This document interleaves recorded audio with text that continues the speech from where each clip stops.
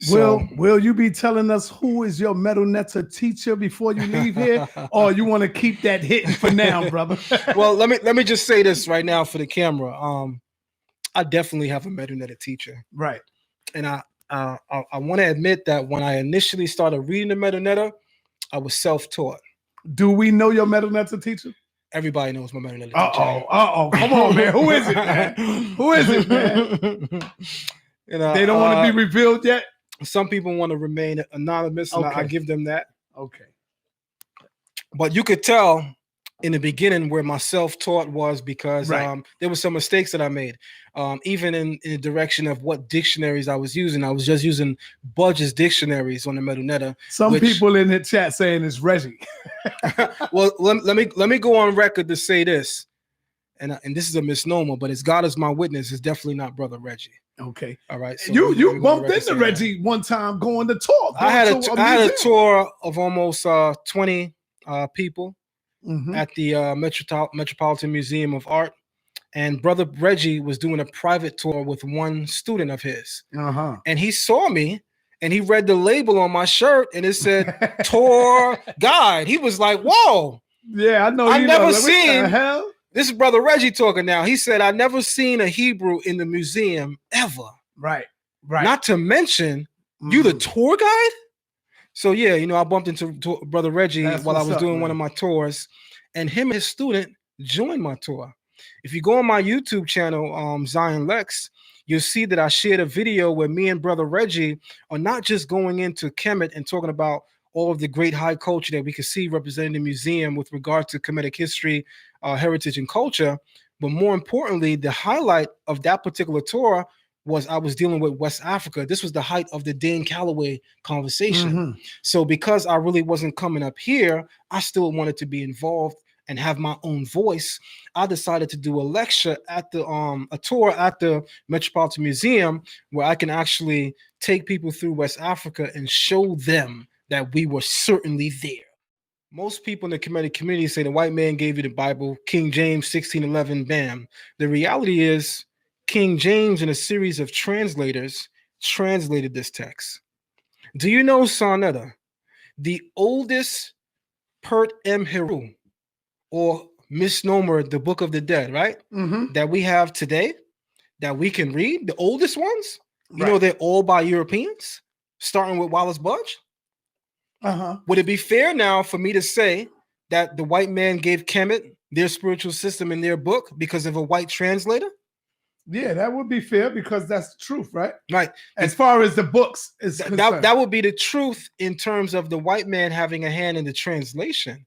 But more importantly, especially when you look at Wallace Budge's work and all of the other 𝑓 𝑇𝊃𓊃🐪 that are out there, you'll see that the original is still there.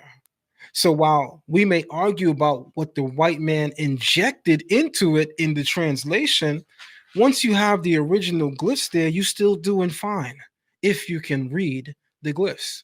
So we as Hebrews, number one, shouldn't have a problem engaging people in conversations that, they want to talk about, this version of the Bible, that version of the Bible. Those who understand Hebrew in our culture, we clear up that topic with one statement.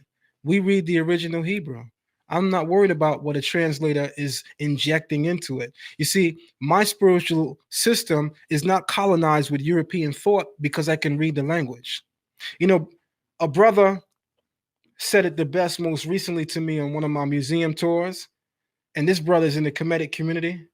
He said to me on my museum tour, in the hearing of almost 15 to 20 people that we had with us, he said, and I quote him verbatim, "There's many people in the Kemetic community that call themselves Nile Valley scholars, but you cannot be considered a Nile Valley scholar if you're not reading the 𝑓. Until you start reading the 𝑓, that's true. Best, I agree with you. At best, you're an Egyptologist." Yeah, they got the one. They pressing one, brother. All right, so check this out, family. I'm very strategic.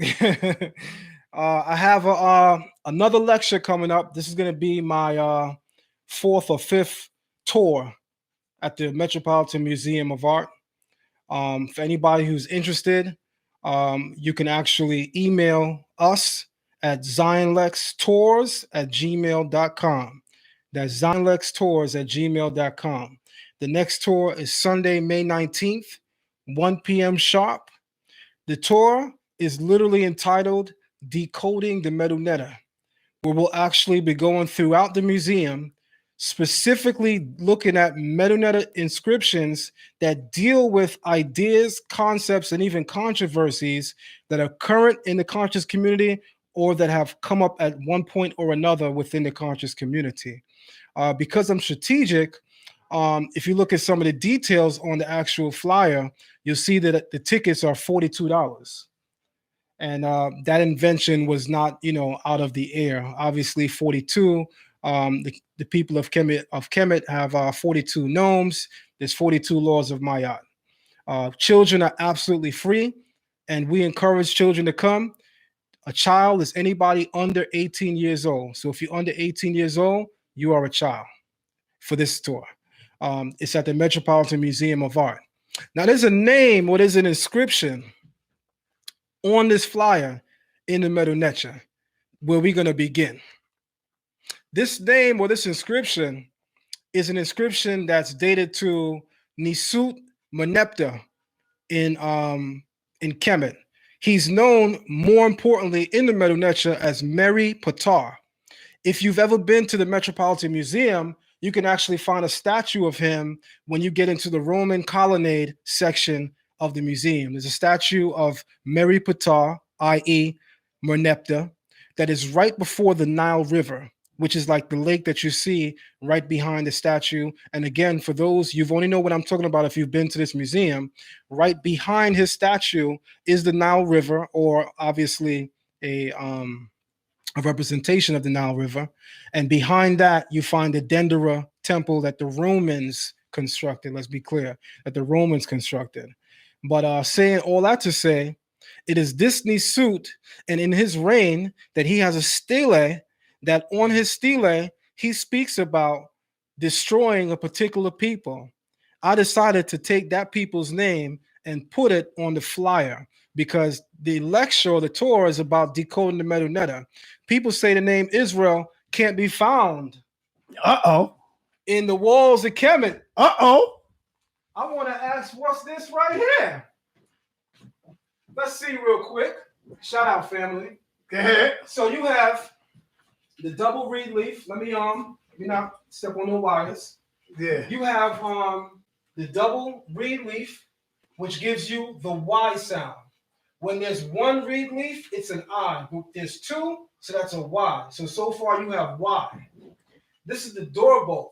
The 𝑑oorbolt glyph gives you the S sound. And this two glyph right here, they serve the purpose of adding like phonetics to it. So it's like the E sound. Mm-hmm. This glyph right here gives you an R. So far you have Yis, R.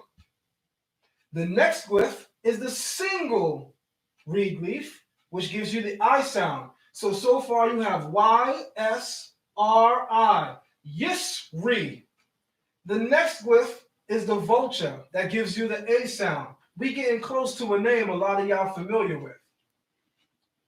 The glyph after that is the mouth, which gives you the R sound. Now, the name spells Yisreal, which is Y, S, R, I, A, R. So you like, nah, Zion, that was nice, that was close. Right. You ain't spelling Israel, you spelling Yisra, which is Yisrar, Yisrael, right? That's not Yisrael. Right. Anybody knows that Pharaoh 𝓌𝓏𝓿𝓏 belongs to what period in Kemet? He belongs to a period in Kemet where there's no L sound. What the people of Kemet did to represent sounds within the language that don't belong to the language, they would take, for instance, when we're dealing with the letter L, they would take the mouth glyph and substitute it for the L sound. Later on, you'll begin to see that the lion, crouching lion, becomes that L sound. But that crouching lion is also originally the R sound. So that in Kemet, the glyph for R can also be substituted for L when we're dealing with foreign people. And this right here, Sonetta, that's a throw stick. That's the determinative for foreign people. This is letting you know that the people that we're talking about right here are foreigners. And this glyph, the man and the woman, is letting us know we're talking about a people. And the plural strokes, 1, 2, 3, plurality, we're talking about a group of people. The throw stick lets us know this right here is a foreign people. The throw stick is letting us know these people are foreigners. The name is Yisrael. That last R is not an R, it's an L.